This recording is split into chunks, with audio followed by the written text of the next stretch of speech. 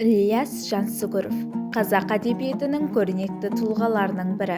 Оның шығармалары қазақ халқының тарихын, тұрмысын, мәдениетін терең суреттейді. Соның ішінде ең шоқтығы биік шығармаларының бірі «Құлагер» поэмасы.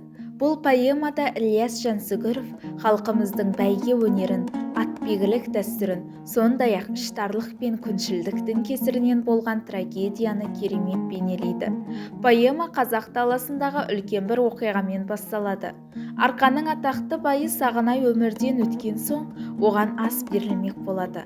Бұл ас жай ғана ас емес, бүкіл ел жиналатын, ең мықты жүйріктер сыналатын үлкен жиын еді. Асқа жиналған жұрттың ішінде аты аңызға айналған ақан сері де бар еді. Оның Құлагер атты жүйрігі елге мәшһүр, талай бәйгенің алдын бермеген тұлпар болатын. Поэмада Құлагерге ашықтан ашық қарсы тұрған адам Батыраш. Ол ауқатты, бірақ беделі төмен адам. Оның бойын қызғаныш пен іштарлық билеп, Құлагерді жарыстан алып тастаудың амалын ойластырады. Бәйге басталғанда Құлагер көп ұзамай алға шығып, өзгелерді артта қалдырады. Жұртшылық оның жеңісін күтіп тұрғанда, Батыраш пен оның сыбайластары қастандық жасап, оны жарыс жолында тұзаққа түсіреді. Құлагер сол сәтте жан тапсырады.